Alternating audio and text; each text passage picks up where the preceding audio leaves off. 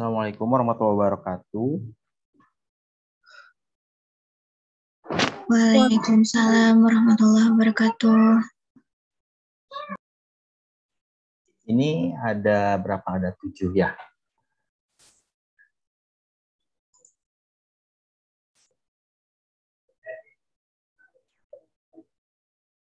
Sudah hadir semua? Sudah, Pak. Oke, sudah ya. Ini kita akan mulai di jam 8 ya.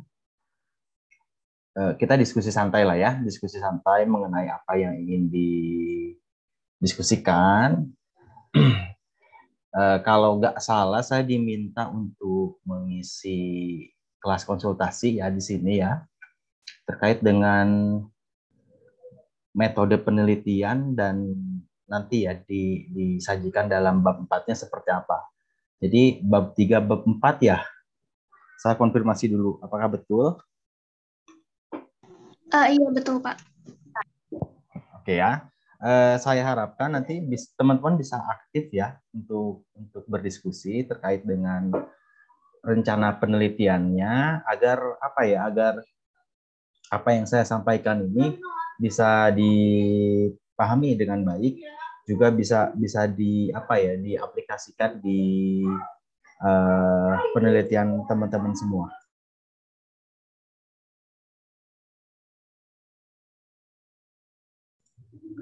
Begitu ya. Iya, siap, Pak. Oke, sebelum saya kasih materi, saya akan perkenalkan diri terlebih dahulu. Nama saya Cek Gunawan ya. Saya salah satu mentor di produk statistik ya.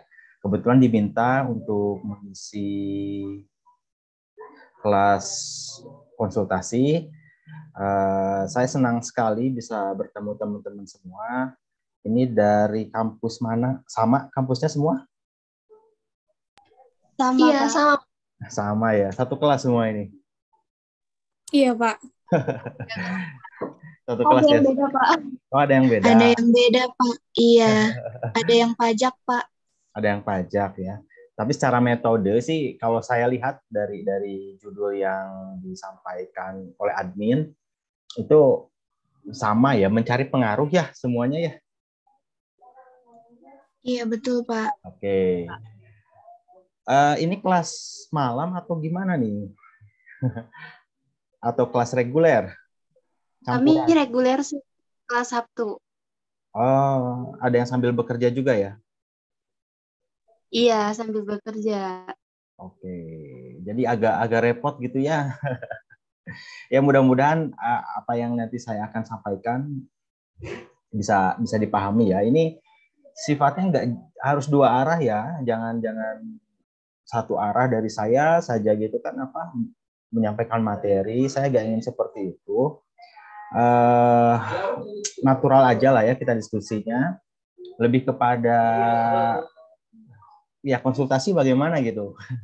Nggak seperti di kelas untuk hanya disampaikan saja materi sudah gitu kan, enggak. Tapi ini kan sifatnya konsultasi. Nanti saya sampaikan materi lalu konsultasi. Saya tidak terbatas hanya pertemuan ini saja ya. Nanti saya akan share nomor WhatsApp saya, atau kalau memungkinkan bisa bikin grup dengan saya gitu ya, agar konsultasi ini bisa berlanjut meskipun tidak melalui Zoom ini ya, melalui WhatsApp ya, di grup. Nanti kita akan terus continue gitu loh ya. Kalau secara formalitas kan saya hanya diberitahu untuk 4 pertemuan saja ya. Tetapi di luar itu ya silahkan berkonsultasi saja melalui WhatsApp ya, langsung dengan saya. Kita akan buatkan semacam grupnya begitu ya. Kalau nggak keberatan itu juga. Kita dibikin grup aja kali Pak biar. Oke ya, nanti saya akan bikin grup ya. Jadi nggak formalitas menyampaikan materi tidak ya. Jadi saya hanya memfasilitasi kalian dalam pengerjaan skripsi di bab 3 bab 4 ya. Jadi saya berikan arahan-arahan di sana supaya kalian lebih paham lah ya. Mungkin secara formalnya ya kita 4 pertemuan, tapi di luar itu silahkan untuk berkonsultasi langsung via WhatsApp. Kita buatkan grupnya ya. Oke, sebelumnya saya mau tanya, kira-kira apa yang menjadi kendala sejauh ini dalam pembuatan skripsi? Kalau saya pribadi sih yang bagian bab 3 sih Pak, yang bagian tentang uji. Pengujian Terus, gitu ya? Pas bagian olah data sama pas di bab 4 kayak tabulasi data gitu-gitu kan kita kan sama sekali nggak ngerti gitu ya. Jadi butuh sih Pak paling. Kalau nggak tahu kalau yang teman-teman yang lain gimana? Oke, teman-teman yang lain bagaimana? Sama sih Pak, kurang memahami bab 3-nya yang uji gitu. Oke. Yang lain apakah sudah terwakilkan atau ada yang lain lagi masalahnya? Kalau misalkan nanti sedikit bertanya tentang yang bab 2, boleh nggak Pak? Boleh. Iya, boleh, karena masih ada yang masih kurang tentang landasan teorinya. Oke. Jadi banyak yang mau saya konsulin juga. Silakan ya. Iya. Tetapi fokus untuk di pertemuan-pertemuan ini bab 3, bab 4. Tapi kalau misalnya mau tanya bab 2, bab 1, silakan. Karena kalau dalam skripsi itu bab 1, bab 2, bab 3, bab 4, sampai bab 5 itu kan saling berkesinambungan.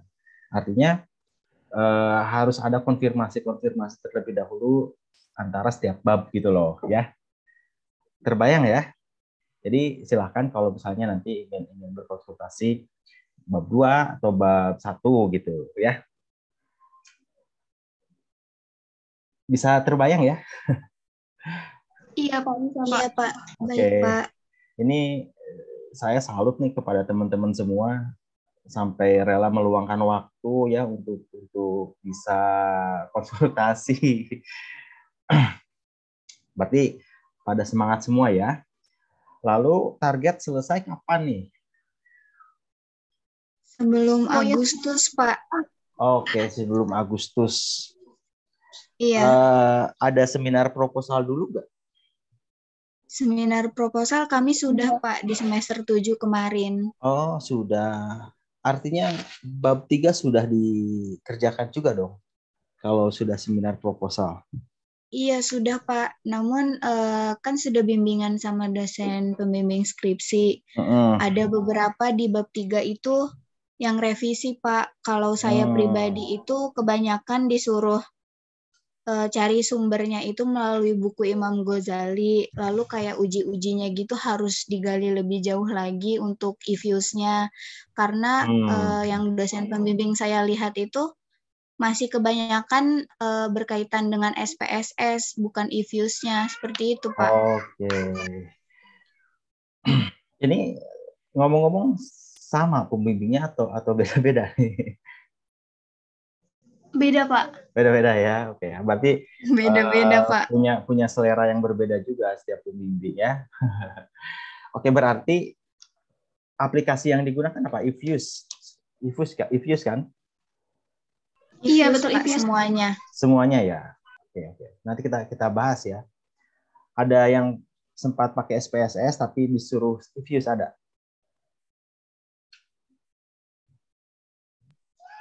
Nggak ada sih Pak. Oke ya. Gak apa-apa ya, saya tanya-tanya dulu ya supaya nanti saya bisa mulai dari mana gitu. Kalau langsung saya kasih materi juga bingung ya. Permasalahannya apa, bagaimana kebingungannya.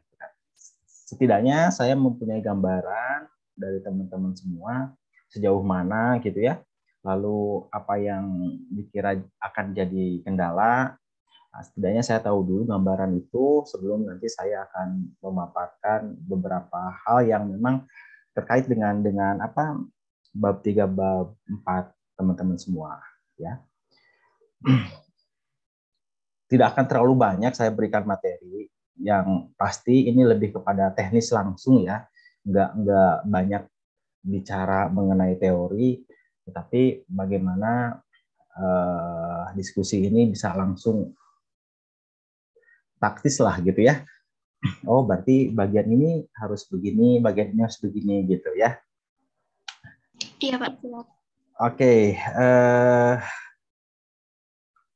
saya sempat dapat judul-judulnya ya dari teman-teman semua. Itu kan semuanya itu mencari pengaruh. Betul ya? Iya, betul, Pak. Mencari pengaruh. Saya akan kasih contoh dulu ya. Nanti bisa dikonfirmasi oleh teman-teman semua. Ini basicnya dulu yang harus dipahami sebelum nanti masuk ke pengujian ya. Saya coba share screen.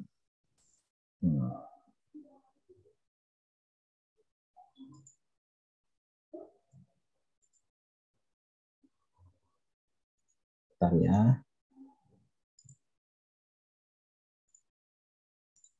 Oke, di sini ada tampilan Word. Apakah sudah terlihat? Sudah, Pak. Oke, sudah ya. Contoh ya. Misalnya judul teman-teman adalah pengaruh X1, X2, dan X3 terhadap Y. Oke, terlihat ya? Terlihat? Terlihat, Pak. Oke, misalnya ini judulnya. Ada 3 variabel independen, X1, X2, X3. Gitu ya. Ada 1 variabel dependen, adalah Y. Oke, nanti bisa disinkronkan langsung dengan judul teman-teman ya. X1-nya apa, X2-nya apa, X3-nya apa. Ketika judulnya seperti ini, rumusan masalahnya pertama akan dicari apakah X1 misalnya ya, apakah X1 berpengaruh terhadap Y. Ya. Sama nggak dengan rumusan masalah teman-teman? Sama, Pak. Cuma kalau kita urut dulu dari awal ya. Kemudian apakah X2 berpengaruh terhadap Y, gitu kan? Ya, apapun bahasanya, yang penting yang jelas carinya akan mencari begini kan? Iya. Oke, ini yang akan dicari. Kemudian apakah X3 berpengaruh terhadap Y?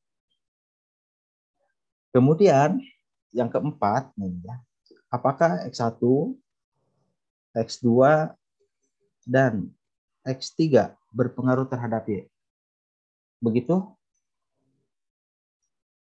Saya konfirmasi dulu nih. Saya kayak gini, Pak, tapi pas kemarin saya habis bimbingan sama dosen saya minta simultannya di yang pertama. Oke, simultannya itu pertama. Oke, nggak apa-apa. Oh, ya. Oke ya. Nah, ini yang disebut sebagai simultan, pengaruh simultan ya. Mau yang pertama, mau terakhir juga nggak masalah ya. Yang jelas ada 4 poin yang akan dicari. Kalau misalnya variabel independennya 3. Nah, kalau variabel independennya 2 bagaimana? Berarti ada 3, ya kan? Kalau 4 variabel independennya berarti ada 5. Gitu ya. Oke, sampai di sini sudah nyambung belum bahasannya? Maaf, Pak, saya mau tanya.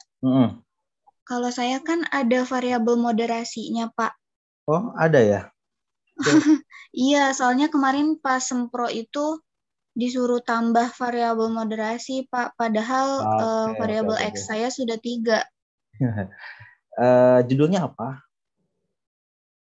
Pengaruh tax avoidance, pertumbuhan penjualan dan manajemen laba terhadap nilai perusahaan dengan variabel kebijakan dividen sebagai variabel moderasi, Pak. Ya, variabel moderasi itu variabel yang memperkuat atau memperlemah hubungan antar variabel X dan Y ya. Nanti itu termasuk kepada pengembangan dari regresi ya. Nanti kita akan bahas lebih lanjut ya mengenai yang moderasi ini ya. Iya Pak, baik Pak. Oke, karena dari sisi pengujian juga agak sedikit berbeda ya. Tapi moderasi ini adalah pengembangan dari regresi berganda begitu. Oke, ada lagi yang mau ditanyakan? Ya, saya sempat gak lihat nih. Ya, yang terakhir kasih judul ya, kalau nggak salah ya. Iya Pak. Ya. Nanti saya akan kemas lagi ya bahasannya mengenai moderasi ya. Iya Pak, baik. Oke, ada yang ingin ditanyakan? Sampai di sini. Mau tanya ini sih Pak, apa yang kayak regresi linear berganda gitu itu cara bedain kita pakai apanya gimana ya Pak? Oke, nanti kita akan lanjutkan ya setelah bahasan ini ya. Oke, baik. Oke, yang jelas sampai di sini udah ini ya, udah connect ya. Nah, ini ya, 1, 2, 3 ini adalah pengaruh secara parsial. Oke ya. Yang nomor 4 ini adalah simultan. Mau yang simultannya dulu ya silahkan, lalu parsialnya atau parsialnya dulu, lalu simultan ya silahkan juga ya. Parsial itu perbagian ya, per variabel terhadap variabel dependen. X1 ke Y, X2 ke Y, X3 ke Y. Kemudian simultan adalah bersama-sama X1, X2, X3 terhadap Y. Oke ya. Nah, dalam regresi berganda ya, linear berganda, untuk yang parsial itu menggunakan uji T. Nah, yang biru ini uji T nih.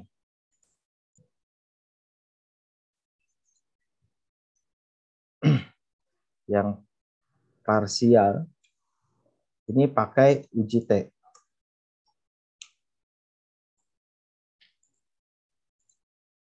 Yang simultan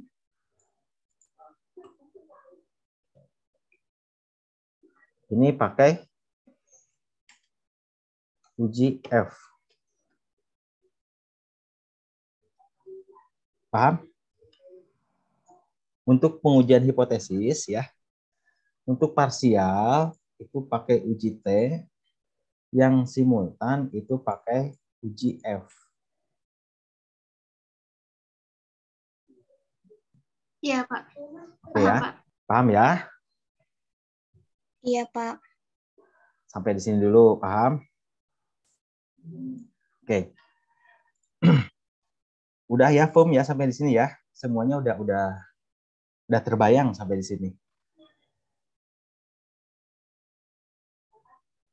Ada yang ingin ditanyakan dulu nggak? Nanti kita akan bahas lebih lanjut detail ya masalah ini ya. Paham? Paham, Pak. Oke. Saya lanjut ya. Saya sudah baca pedoman tugas akhirnya. Ada ya nih, udah saya share, terlihat? Terlihat, Pak. Terlihat ya, yang kuantitatif ya, berarti kita pakai yang kuantitatif. Nah, di sini bagian bab 3 itu kan ada jenis penelitian. Kemudian tempat dan waktu penelitian, operasional variabel, populasi dan sampel, teknik pengumpulan data, dan teknik analisis data. Oke. Dari poin-poin ini yang memang harus dikonfirmasi bahwa variabel itu diukur dengan pas dan jelas itu di operasional variabel. Kalau jenis penelitian paham nggak? Nanti ini akan dijelaskan mengenai metode penelitiannya, misalnya kuantitatif, terus pakai regresi dan lain-lain. Ini jelas ya? Jenis penelitian.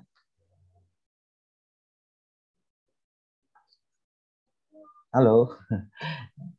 Ya Pak, jelas Pak. Oke ya. Tempat dan waktu penelitian bisa dipaparkan. Jelas ya. Nah, ini yang perlu dikonfirmasi adalah operasional variabel. Ini nggak boleh salah ya, operasional variabel ini. Oke, saya kembali lagi ke Word ya. Kita akan bahas operasional variabel. Terlihat ya? Nah, iya Pak. Oh iya. pada intinya, penelitian kuantitatif itu akan mengukur variabel. Jadi bagaimana kita mengukur variabel? Contoh misalnya saya ambil contoh judul siapa yang ini nih ya, saya ambil. Nah, yang ini punya siapa nih? Pengaruh. Punya saya, Pak. Oke ya. Ada volatilitas arus kas, tingkat utang, konsentrasi pasar, dan besaran akrual. Ada berapa berarti? X1, X2, X3, ada 4. Ada 5 variabel sama Y ya. Nah, dalam operasionalisasi variabel itu akan dijelaskan bagaimana kita mengukur setiap variabel. Volatilitas arus kas itu diukur bagaimana pengukuran volatilitas arus kas itu? Pak, bentar Pak, saya buka ini dulu Word-nya. Oke ya. Jadi di operasionalisasi variabel itu bagaimana kita mengukur variabel. Kemudian tingkat utang itu diukurnya bagaimana? Sehingga kita tahu tingkat utang. Dan seterusnya. Ya, jadi di operasionalisasi variabel kita ini akan mengukur variabel. Itu bagaimana gitu ya. Terus mencari persistensi laba itu bagaimana sih cari persistensi laba gitu ya. Iya, Pak. Itu di operasionalisasi variabel dijelaskan. Oke ya. Sehingga dalam operasionalisasi variabel itu akan muncul jenis data.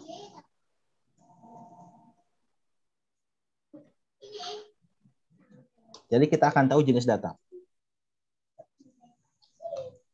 Nah, pengetahuan terhadap jenis data, jenis dan tingkatan data. Tingkatan data.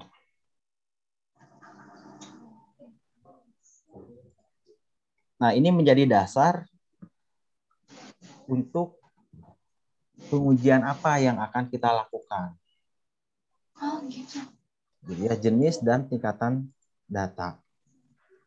Nah, kalau dilihat ini ya, jenis data itu pertama ada cross section. Yang kedua ada time series. Yang ketiga ada data panel. Oke. Ini pernah dengar istilah-istilah ini? Cross section, time series, dan data panel. Pernah, tapi nggak tahu gunanya untuk apa sih, Pak. Oke. Ya. Saya akan jelaskan ya. Ini singkat saja jelaskannya. Nggak akan banyak bahas teori-teorinya, tapi dipersingkat dengan bahasa sederhana ya. Nah, kalau data cross section ya, data cross section ini objeknya banyak pada waktu yang sama. Objek banyak, waktunya sama. Misalnya kita meneliti laba 50 perusahaan yang ada di Jawa Barat 50 perusahaan itu objeknya banyak. Terus laba pada tahun 2020 misalnya ya. Nah, waktunya 2020 semua. Itu cross section. Paham nggak? Perusahaannya ada 50, waktunya cuman satu periode. 2022 misalnya ya, atau 2020. Paham nggak? Itu cross section. Ada yang pakai data cross section? Enggak ya. Misalnya 50 perusahaan pada tahun 2020. Waktunya sama, 2020, satu waktu. Perusahaannya banyak. Ada 50. Nah, itu datanya cross section. Kalau time series,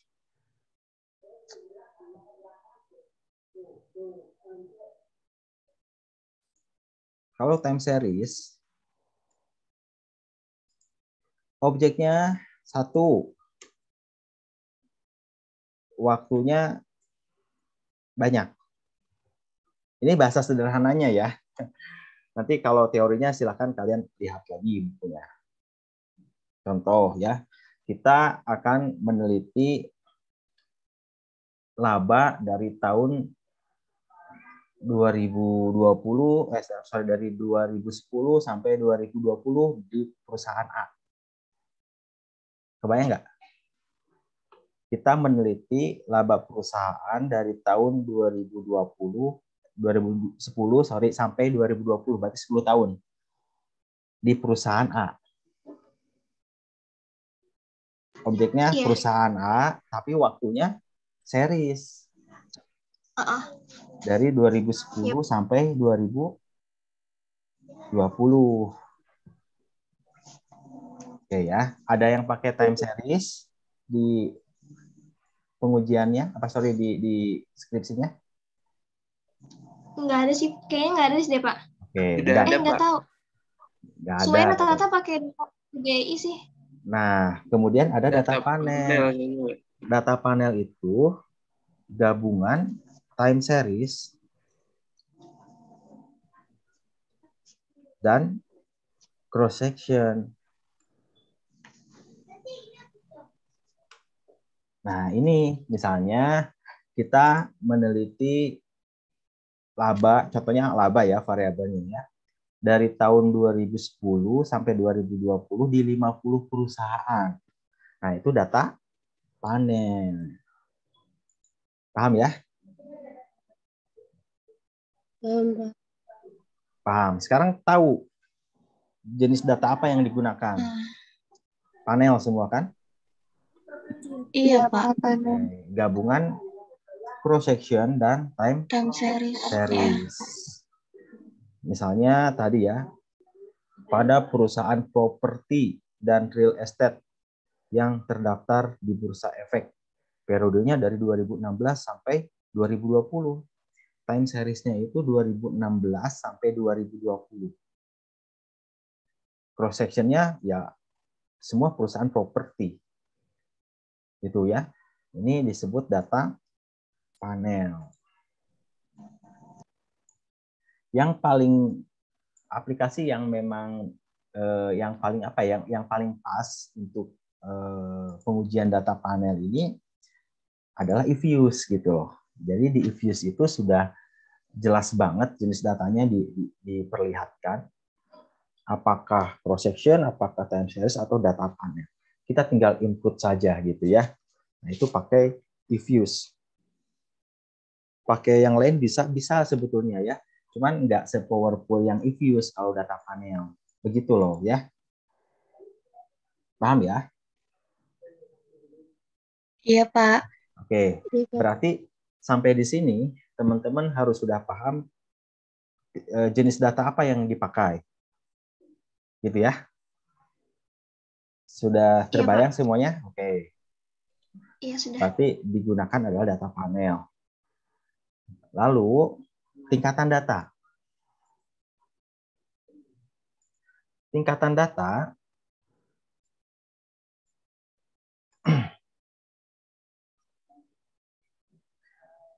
Tingkatan data itu satu ada nominal, Yang kedua, ordinal. Yang ketiga, rasio. Oke ya. Nominal, ordinal atau rasio. Bisa juga di sini interval. Interval atau rasio. Ini tingkatan data. Nominal ya. Ini saya jelaskan sederhana aja ya, pakai bahasa sederhana ya, nggak pakai nggak pakai teori-teori. Mudah-mudahan dipahami bahasa yang saya sampaikan ya, lebih bisa dipahami. Nah, nominal ini sebetulnya kategori. Ya, data nominal itu kategori. Contoh misalnya pria dan wanita.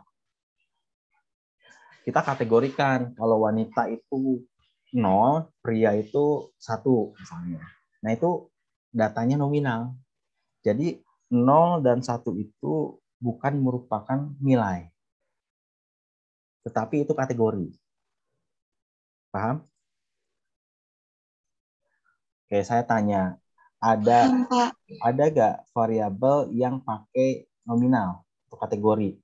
Atau bisa juga disebut dummy, variabel dummy. Siapa yang pakai dummy?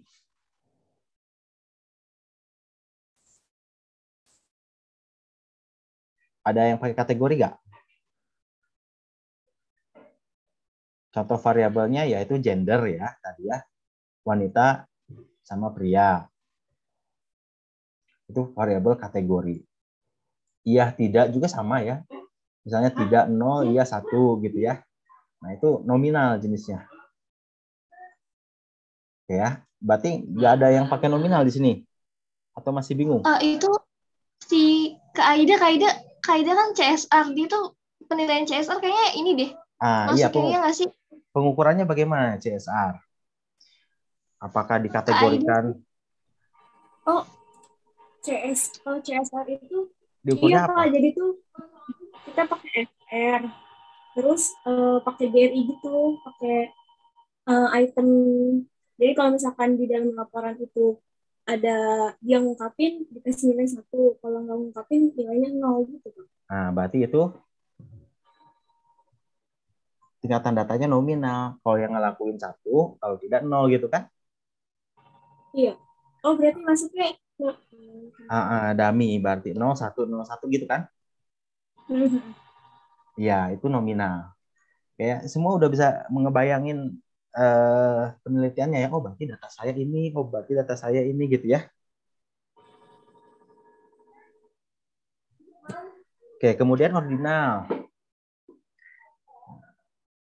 Pertama ada nominal, yang kedua ada ordinal. Nah, kalau ordinal ini lebih kepada tingkatan. Maksudnya begini ya. Ada juara 1, juara 2, juara 3.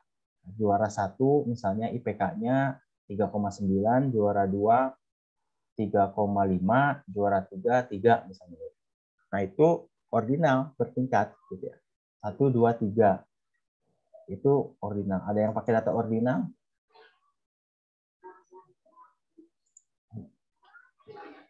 Nggak ada ya. Kemudian rasio atau interval. Kalau rasio dan interval, ini contoh datanya misalnya berat badan. Berat badan ada yang 50, ada yang 40 gitu ya. Atau misalnya variabel laba ya. Kan laba itu didapat dari pendapatan dikurangi beban. Taruhlah labanya 1000 misalnya. Nah, itu rasio atau interval. Oke, variabel biasanya kebanyakan ya yang saya temui teman-teman ini pakai data di nominal dan rasio ya, ada ya campuran ya. Iya Pak, di rasio. Oke, nah ketika teman-teman ini mencoba mengoperasionalkan variabel, artinya mengukur variabel, nanti akan ketahuan tuh, misalnya tadi CSR itu diukurnya seperti apa. Oh, tadi ya, ada yang tidak, ada yang iya, gitu kan. Berarti nominal datanya. Laba diukur bagaimana. Terus ROA misalnya ya, diukurnya bagaimana. Sehingga pengukuran variabel ini kita akan tahu tingkatan datanya dan jenis datanya ya. Jenis data dan tingkatannya kita akan tahu gitu loh. Paham nggak sampai di sini? Masalah nominal sama rasio. Kan yang data saya itu kan tadi kan saya bilang pengungkapan itu. Nah, nanti kan kalau udah diungkapkan, nanti total yang diungkapkan dibagi sama seluruh item. Itu berarti tetap masuk ke nominal juga gitu, Pak? Kalau misalnya bentuknya angka, nilai berarti rasio. Akhirnya itu jadi ada nilai gitu ya, itu berarti rasio. Oh, jadi berarti maksudnya rasio? Ya, nanti makanya bisa dikirim aja dulu bab proposalnya ya, bab 1 sampai bab 3-nya ya. Biar nanti saya bisa lihat dan konsultasinya lebih terarah gitu loh. Paham ya? Kalau misalnya kita tadi misalnya kan ada juga yang dari setiap indikator kita nilai, kalau ada yang ngelakuin 0, kalau tidak 1, kalau yang tidak melakukan 0, kalau ya 1 gitu ya. Ada beberapa indikator, terus kita jumlahkan, kita bagi, itu jadi interval jadinya. Kan kita nilai gitu kan. Ujung-ujungnya jadi rasio. Gitu ya. Paham nggak? Paham, Pak. Oke, sampai di sini ada yang ditanyakan?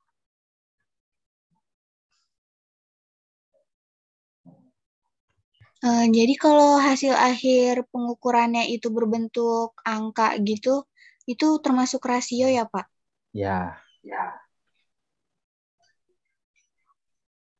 Kalau akhirnya nominal ya, itu berarti dummy ya. Nominal iya, kategori. Pak.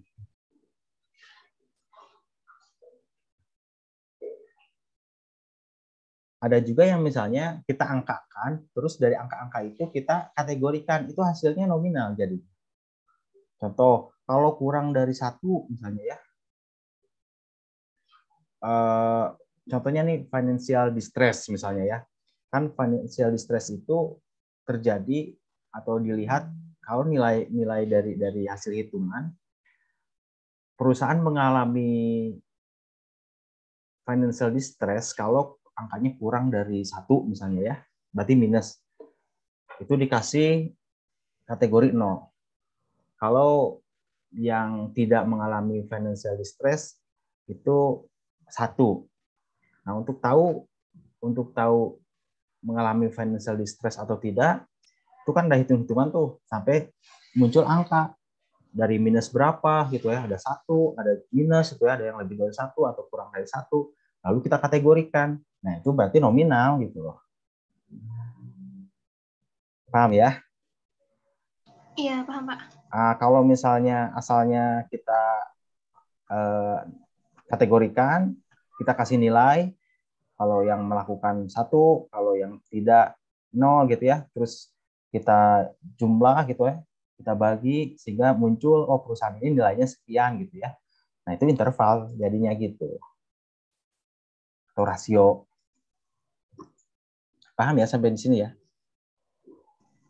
Iya, paham, Pak. Ada lagi yang ditanyakan?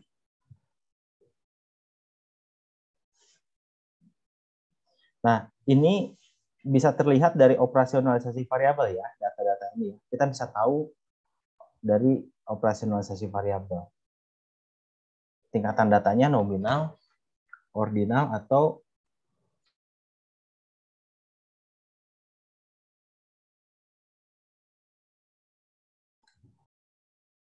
paham sampai di sini sudah terbayang masing-masing penelitiannya? Sudah, Pak. Sudah, Pak. Sudah. Berarti ini nanti kita kirim proposal kita ke Bapak gitu ya, Pak?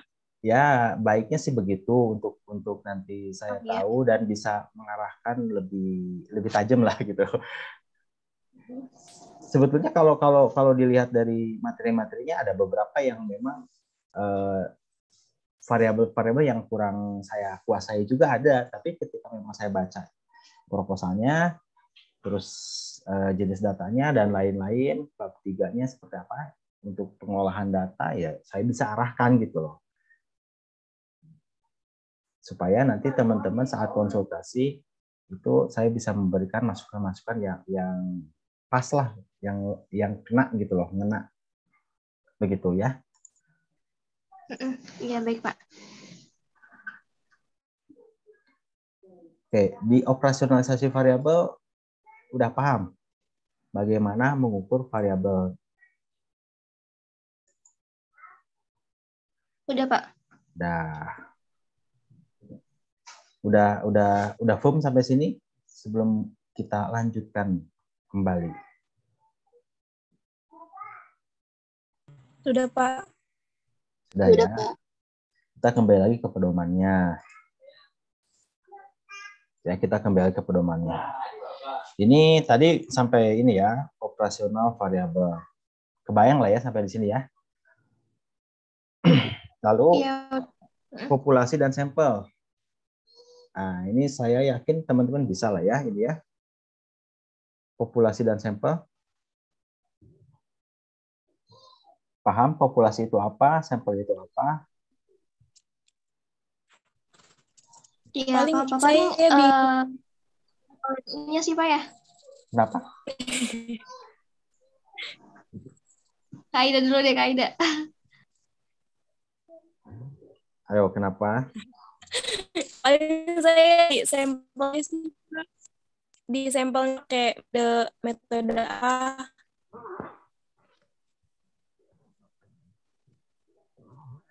Suara nyampe ke sayanya putus-putus, gak tahu nih ke teman-teman apakah sama putus-putus. Iya, ini Pak paling tadi ini sih Pak, yang tadi sampelnya itu yang menggunakan metode misalkan kayak purpose sampling gitu Pak. Oke, ya kita sudah tentukan kategorinya kan, misalnya perusahaan tadi properti, kita pilihin properti, ambilin gitu kan. Iya, tapi ini paling ada yang saya pakai juga sih Pak. Kenapa? Kan ini kalau misalkan proposal saya ini kan pakai metode purpose sampling. Ini kan yang pertama kan perusahaan properti dan real estate yang terdaftar di Bursa Efek Indonesia kan selama tahun 2016 sampai 2020. Terus kemudian perusahaan properti dan real estate yang menyediakan laporan keuangan secara lengkap.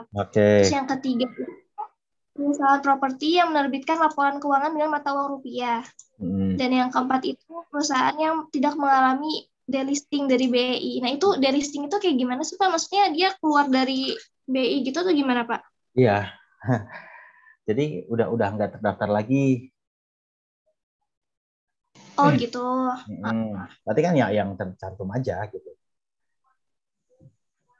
Iya, baik-baik. Itu purpose sampling. Berarti ini semuanya data panel kan? Nggak ada yang data panel semua. Oke, nggak ada yang time series. Sudah dapat datanya semuanya? Belum sih Pak. Kalau saya sih udah, datanya udah, tapi untuk cari yang kayak tabulasi gitunya sih belum ini Pak. Belum tahu cara gimana cepatnya gitu Pak. Nanti di pertemuan berikut kita akan lebih detail ya, lebih teknis lagi seperti apa. Saya akan contohkan bagaimana begitu ya.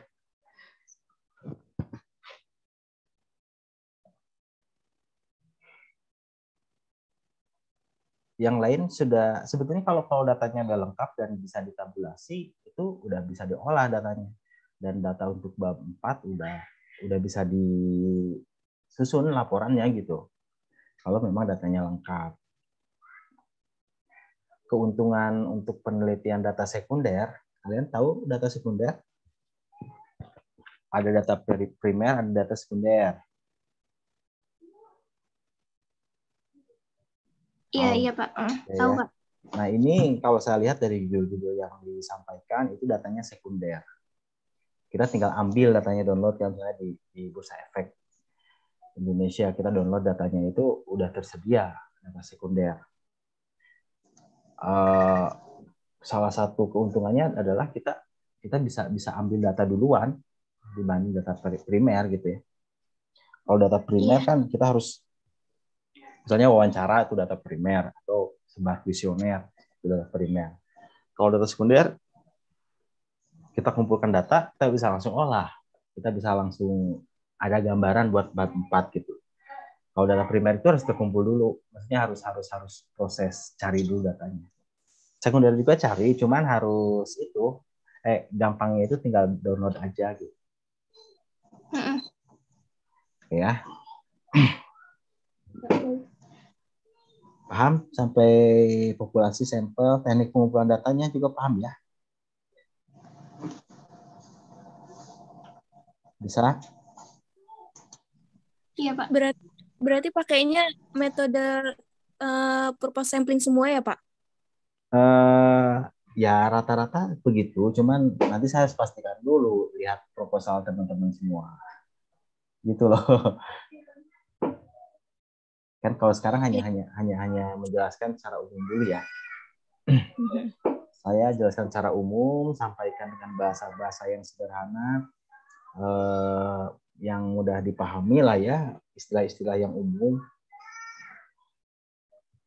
Mungkin setelah saya bisa lihat proposal teman-teman, bisa lebih detail untuk mengarahkan gitu. Ya. Sekarang teknik analisis data. Ini yang perlu dipahami ya teman-teman semua ya.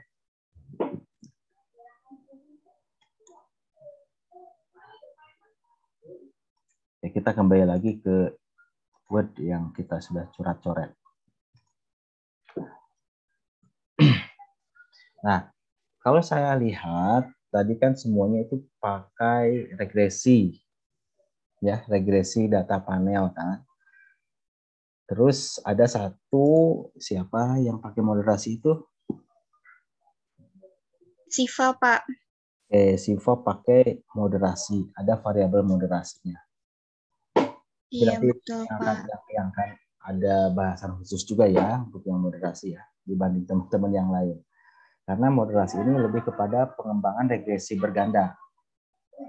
Kalau regresi berganda ya cenderung lebih mudah juga ya dibanding yang moderasi. Nah, karena semua menggunakan data panel ya, untuk pendekatan regresi berganda ini ada pendekatan khusus ya untuk data panel ini ya dalam menganalisis regresi berganda. Pertama ya, ini harus ada namanya uji kesesuaian model.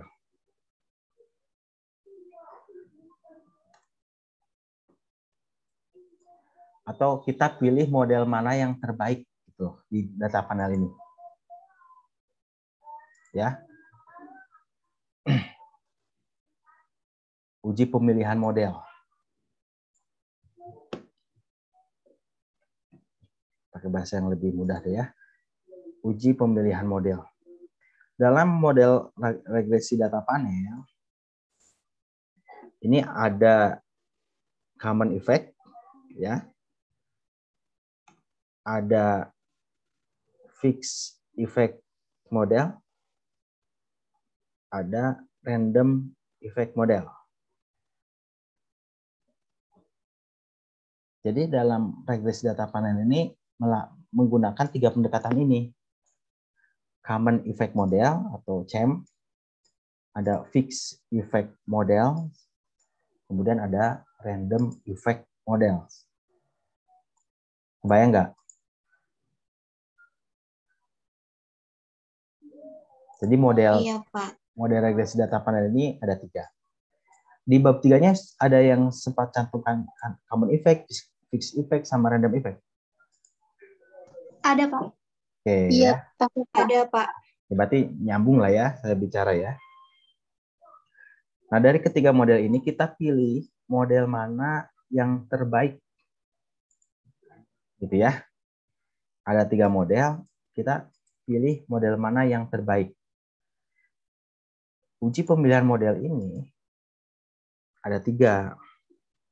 Yang pertama ada Chow. Uji Chow. Kemudian ada Hausman.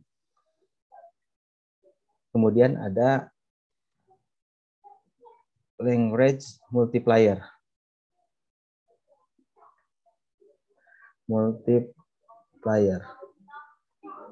Atau LM ya. Oke. Nah, untuk memilih model yang terbaik antara common effect, fixed effect, dan random effect, ya, kita pakai tes ini. Sampai di sini paham? Paham, Pak. Nah, kalau uji Chow, kita akan membandingkan antara common effect model dan fixed effect model. Jadi untuk membandingkan atau mana yang terbaik antara common effect dan fixed effect, kita pakai uji Chow. Jangan dulu tanya caranya ya. Ini basicnya dulu, pemahamannya dulu. Nanti kita akan sampai kok caranya tuh bagaimana sih gitu loh ya.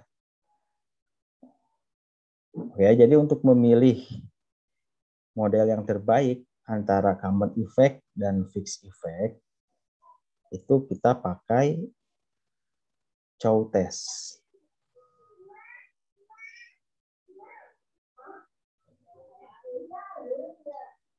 Oke, paham sampai di sini? Pak. Paham ya? Nah, kemudian untuk uji Hausman, ini kita bandingkan mana yang terbaik antara fixed effect atau random effect. Ya, ini atau ya. Paham?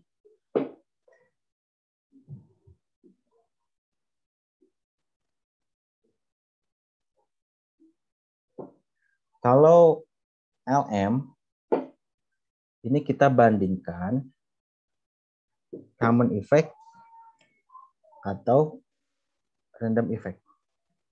Nah, seperti itu.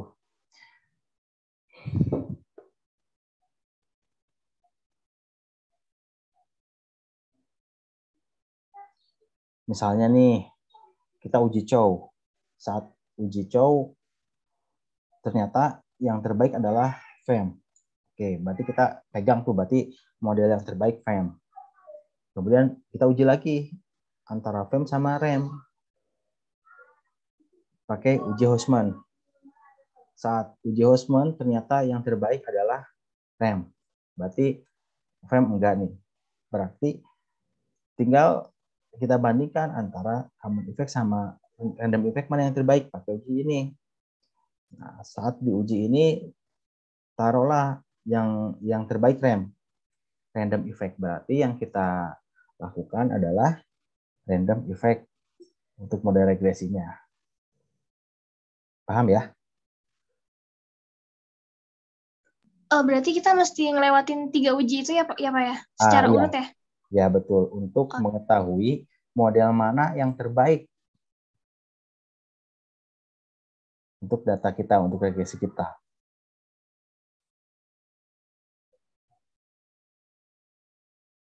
Sampai di sini.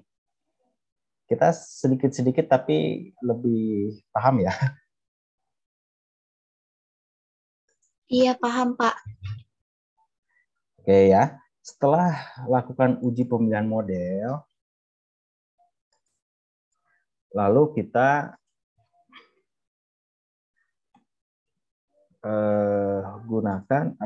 lakukan uji asumsi. Uji asumsi klasik.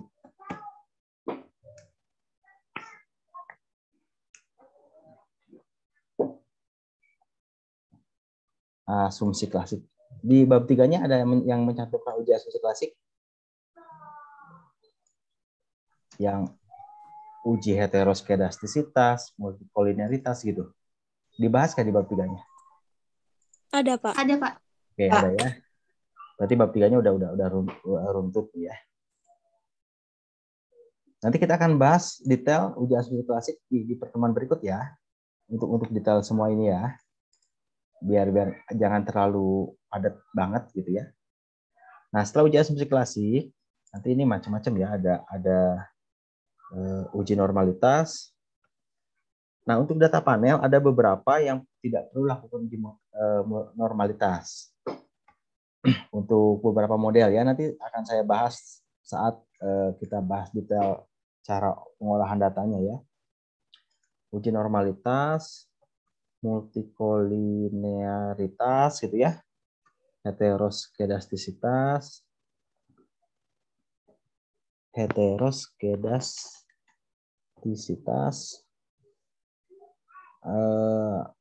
autokolerasi. Autokolerasi itu di data panel nggak perlu ya. Kalau time series harus autokolerasi. Nah ini nggak perlu yang autokolerasinya. Berarti kalau kami pakai data panel, autokorelasi itu tidak perlu ya, Pak? Tidak perlu. Nanti kita akan bahas detailnya ya. Oh iya, baik, Pak. Kenapa tidak perlu? Kalau time series perlu. Nah, uji normalitas pun untuk beberapa model ada yang nggak perlu. Misalnya rem itu nggak perlu pakai uji normalitas. Data nggak harus normal gitu.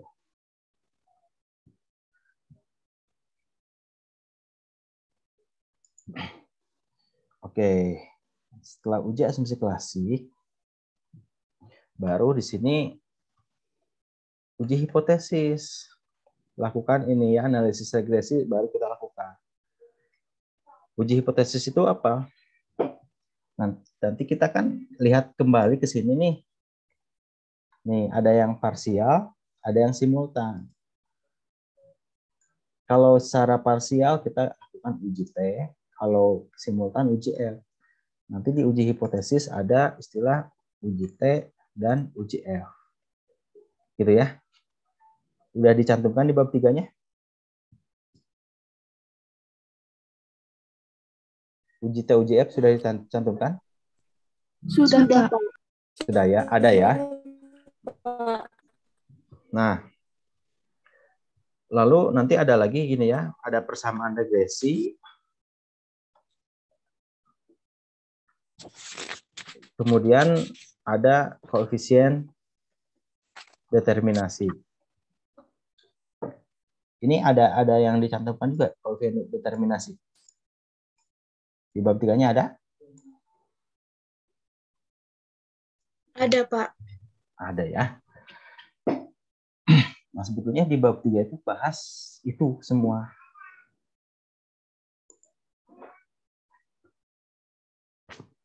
Terbayang nggak sampai di sini?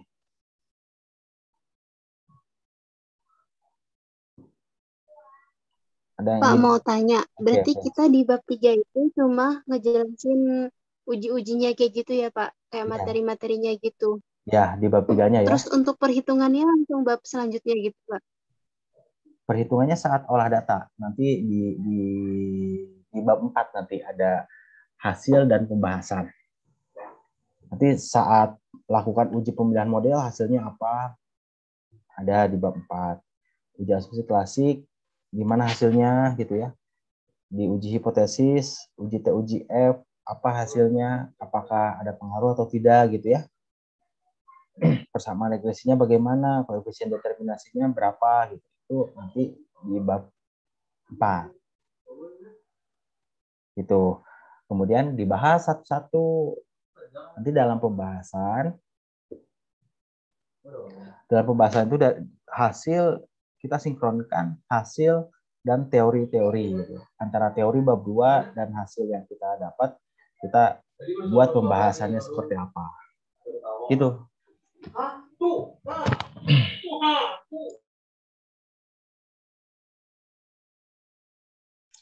Paham? Guys, Iya, paham. Berarti Ya, paham. minimal sampai sini dulu udah kebayang. Masih banyak. Tapi nanti pas kita lagi olah data, Bapak ngebimbing kita kan ya, Pak? Iya, nanti dicontohkan. Ya. Oke, Pak, maaf mau tanya, Pak. Iya, kenapa? Untuk saya yang moderasi itu ada tambahan MRA ya, Pak? Uji MRA. Iya, Moderate Regression Analysis. Nanti khusus ya, nanti saya akan coba aturkan waktu dengan siapa namanya tuh?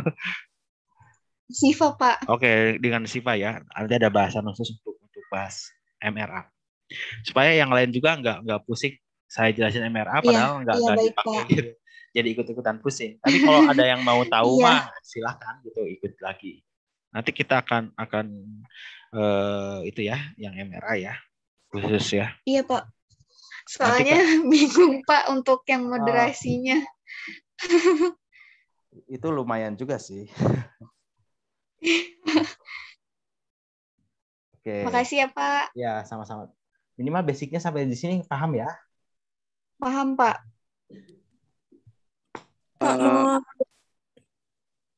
Oke, gimana? Pak, izin bertanya, kalau uji statistik deskriptif itu di Fuse ada nggak, Pak?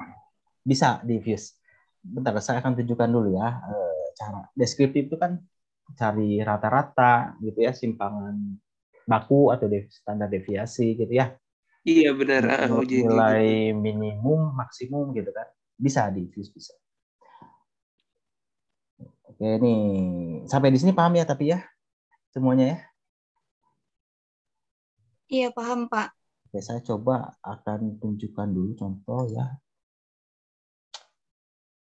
Data panel. Oke, ini contohnya Fuse nih. Terlihat nggak? Terlihat, Pak. Terlihat, Pak. Oke, terlihat ya. Nah, udah pernah pakai Fuse yang udah coba-coba gitu? Belum, Pak. Belum ya. Ini nanti kita akan belajar langsung. Nah, ini Fuse. Ada 4 variabel, ada var, roa, CR, size gitu ya, sama dir. Ini data panel. Ini kode perusahaan, ini tahunnya 2017 sampai 2020 gitu ya. Ini contohnya. Hasil tabulasi teman-teman nanti dimasukkan ke Fuse. Gitu. Nah, nanti kalau deskriptif tinggal gini aja. Nih, grup statistik ke quick, terus grup statistik, deskriptif statistik, kemudian yang common sample. Yang mana misalnya kita mau deskriptifkan, kita ini dulu ya. Kita sort dulu yang mau kita deskriptifkan, misalnya Y, X1, X2, X3, X4. Masuk ke sini, kemudian grup statistik, deskriptif, common sample. Nah, ini semua nih ada. Oke. Nah, baru kelihatan langsung tuh. Min itu kan rata-rata, median, maksimum, minimum, standar deviasi ada angkanya. Gitu. Ini total observasinya ada 48. Itu yang deskriptif yang tadi ditanyain ya. Di Fuse bisa ya bisa. Gitu. Paham ya? Tapi kalau kira-kira kalau deskripsi itu kalau nggak pakai itu bisa juga nggak, Pak? Apa itu tuh wajib? Sebetulnya poin yang ada di deskripsi itu bagaimana kita menjawab rumusan masalah. Apakah X1 berpengaruh terhadap Y? Sebetulnya poinnya itu. setelah kita analisis, kita tahu hasilnya ya cukup. Nah, kalau deskriptif ini hanya tambahan aja. Kalau saya sih nggak perlu dideskripsikan juga, masalah gitu. Tetapi kan nggak semua selera pembimbing sama ya. Harus pakai deskriptif, ya ikuti harus itu loh. Berarti sifatnya ya tambahan aja ya Pak? Ya bisa sebut tambahan atau yang wajib, ya tergantung juga sih, tergantung pembimbing sebetulnya. Pembimbing ya balik lagi kembali. Tapi rata-rata memang disampaikan di bab yang deskriptif ini. Misalnya yang mempunyai nilai maksimum itu perusahaan apa di tahun berapa gitu. Yang mempunyai misalnya laba nih ya, laba yang terendah itu ada di perusahaan apa tahun berapa. Hanya mendeskripsikan data aja, kondisi data aja. Di Fuse bisa, contohnya begini. Ini ngomong-ngomong keluar hasilnya yang mean, median, maksimum, terlihat ya? Terlihat Pak. Terlihat ya. Sebetulnya kalau udah pakai aplikasi ini nggak perlu repot untuk hitung-hitungan gitu ya, berat, nggak perlu. Soalnya kan di sini udah apa ya namanya, udah lengkap semua. Misalnya kita mau regresikan nih, tinggal klik kanan, open, terus test equation. Nah ini Y. Nah, si konstantanya nanti ini nanti saya jelaskan ya, jangan dulu pusing dulu ya. Ini contoh aja. Dipindahkan ke sini. Nah, kalau yang tadi saya sebut ada common effect, fixed effect, sama random effect-nya ada di sini, panel option. Di panel option ada cross section, pilih, ada fix, ada random gitu. Model yang terbaik mana? Misalnya model yang terbaik fix, ya kita pakai pilihnya fix gitu. Model yang terbaik random, kita pilih random gitu. Di optionnya, tinggal oke. Nah, tinggal kita baca ini. Ini ada tes statistik, ini untuk uji T. Ada F, ini F statistik, ini untuk uji F. Gampang kok ya. Kebayang nggak? Ini mah olah datanya. Kebayang Pak. Terus kalau untuk pengambilan keputusannya itu nanti dijelasinnya pertemuan berikutnya ya Pak? Bertahap ya, sampai di situ dulu paham, nanti kita akan lanjutkan lagi pengambilan keputusannya bagaimana kalau melihat nilai atau uji T atau uji F. Ketentuan ada pengaruh atau tidak itu bagaimana gitu. Nanti kita bahas kembali ya. Sampai di sini jelas? Jelas Pak. Iya Pak, jelas Pak. Yes, Pak. Ada yang ingin ditanyakan lagi?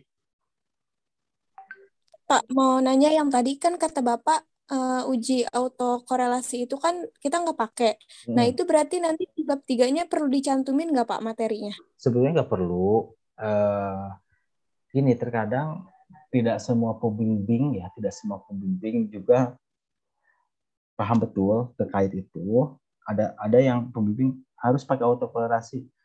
Mau pakai nggak apa-apa, nggak juga nggak apa-apa. Gitu. Tanya dulu pembimbingnya. Kalaupun nggak pakai, nanti saya coba carikan teorinya. Ada kok yang menyatakan bahwa autokorelasi itu tidak perlu tidak perlu di data panel. Ada menurut siapa gitu. Tinggal cantumkan aja itu. Gitu. Idealnya kalau nggak dipakai, nggak perlu dicantumkan di bab 3.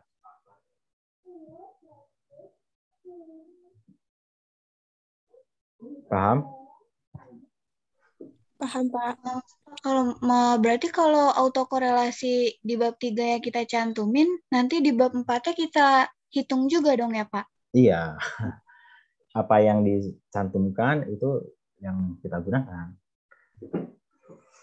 Kebetulan kemarin dosen pembimbing saya itu untuk yang autokorelasi itu suruh pakai yang Darwin-Watson itu, Pak. Iya, Darwin-Watson. Nah, itu autokorelasi untuk time series. Kalau data panel sih nggak perlu. Kalau dosen pembimbingnya begitu, ya udahlah, kita cantumkan aja. Mudah kok, nanti tinggal lihat angkanya berapa, terjadi autokorelasi atau tidak gitu. Jadi jangan diambil pusing ya, ikuti aja pembimbing. Jadi nggak apa-apa gitu ya Pak, misalkan dicantumin juga di eViews nanti bisa juga ya Pak? Ya nggak apa-apa, bisa ada kok Darwin Watson. Langsung, jadi gini, saya coba biar nggak panik ya teman-teman ya. Saya, gimana caranya kalau dicantumin gitu. Nah, ini masih terlihat ya. Nah misalnya ya, ini terlihat Pak. Equation, nanti kita ada sesi khusus untuk olah data ya. Ini C-nya gitu ya. Taruhlah ini ya, fix misalnya, fix effect. Oke. Ini terlihat ya hasilnya ya. Nah, ini ada ada Darwin Watson. Terlihat nggak?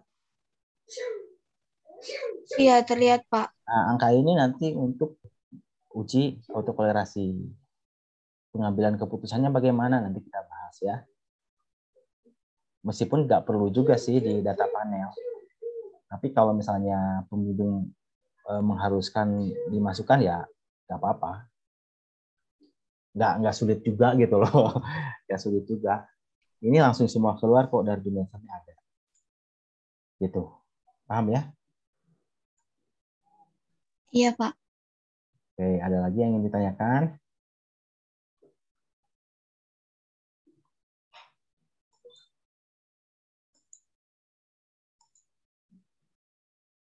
Jadi apa ya? Kita jangan berpikir, oh nanti pasti sulit, susah, gimana ya caranya gitu ya.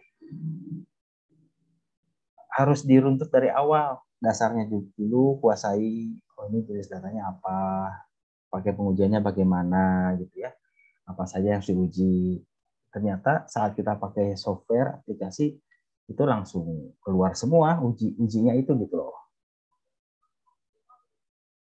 Tinggal kita lakukan pengambilan keputusannya saja. Paham ya?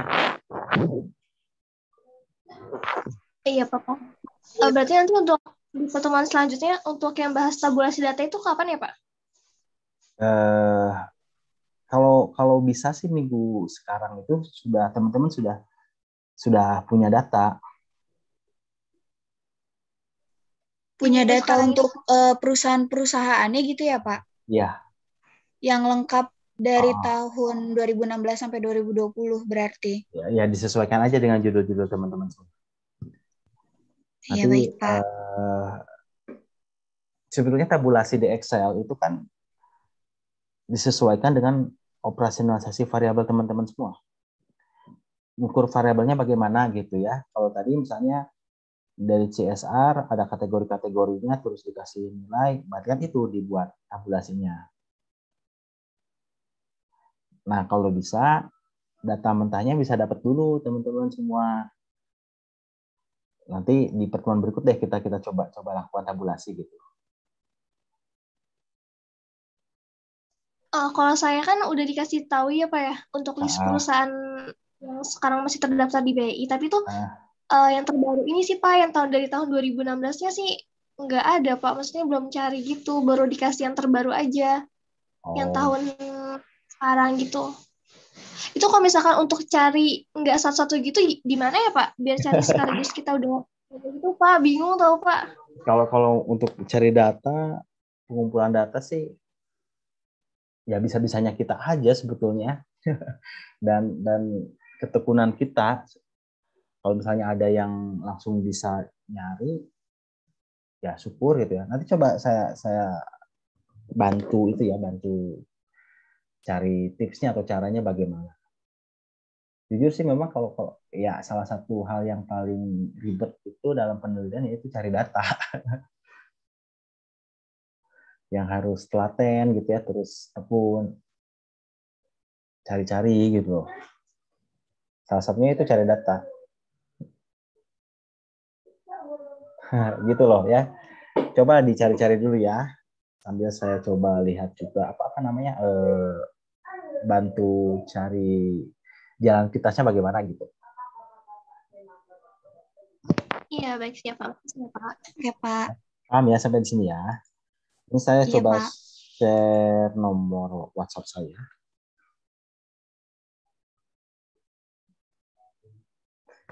Ada di chat ya, gitu. Silahkan nanti tolong dibuatkan grup aja ya, teman-teman ya.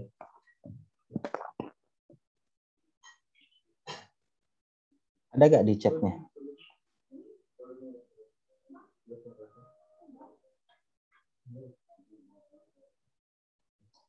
Sudah muncul di chat? Ada, Pak. Ada ya, Sudah. itu nomor saya. Nanti bisa kita diskusi santai lah ya, diskusi santai di WhatsApp. Kalau kalian lagi ngerjain terus mau konsul, silahkan di grup gitu ya, atau tanya apa gitu. Baik, ya Pak. Bapak ini untuk mekanisme pembayaran gimana ya Pak? Oh, ke admin Nanti aja saya chat itu. aja. Ke admin aja. Ke admin yang gitu, kemarin baik, aja. ya. Baik, nanti saya chat lagi. Oke, gitu ya. Ada kan nomor adminnya udah ya, udah sering kontak dengan adminnya ya? Iya, ada Pak, nomor adminnya ada. Nah, kalau masalah itu mah ke sana aja ya. Kalau saya sih tugasnya tinggal ngebimbing kalian aja gitu. Oke, baik Pak. Oke, untuk yang moderasi, Siva nanti iya Pak. Saya akan luangkan waktu ya. Silakan Siva juga luangkan waktu untuk itu ya. Iya Pak. Nanti bahas khusus yang moderasi. Nanti kan setelah bahasan yang ini nanti ada lanjutan lagi untuk moderasi. Ya. Untuk bahasan saya yang moderasi itu nanti untuk pertemuan selanjutnya digabung atau gimana ya Pak? Digabung sama teman-teman yang lain? Masih digabung. Oh, masih digabung. Tapi nanti ada dalam minggu ini silakan luangkan waktunya untuk kita diskusi mengenai variabel moderasi. Oh iya, baik Pak. Oke ya. Makasih ya Pak sebelumnya. Ya, sama-sama. Ya mudah-mudahan bermanfaat lah ya apa yang saya sampaikan. Jangan sungkan.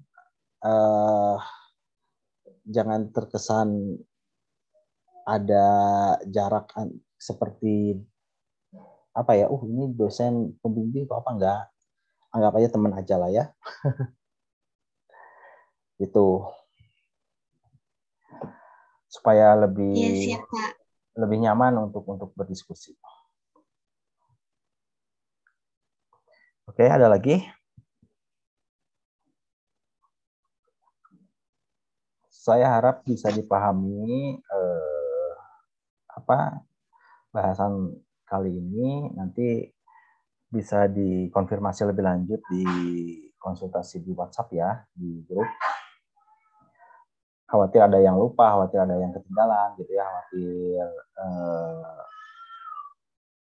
ada hal yang nggak ingat dibahas, pengen dibahas gitu ya, silahkan nanti di grup di itu.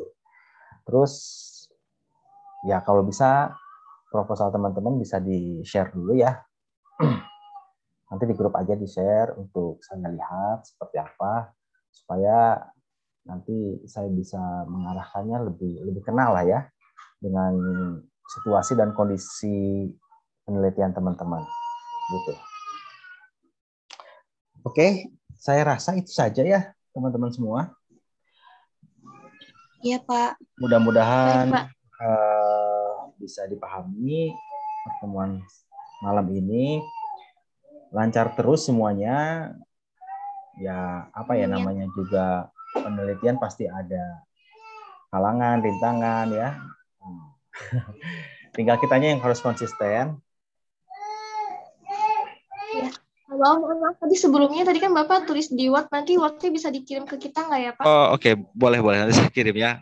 Hampir saja saya close dan nggak save ya. Oke, nanti saya kirim ya Word-nya ya. Ya, makasih banyak ya Pak. Oke, sama-sama. Itu saja ya. Sehat selalu teman-teman semua, tetap semangat, mudah-mudahan lancar semuanya ya. Terima kasih. Assalamualaikum warahmatullahi wabarakatuh. Terima kasih juga Pak. Waalaikumsalam. Makasih ya Pak. Ya, sama-sama. Saya Liv ya. Iya Pak. Iya Pak.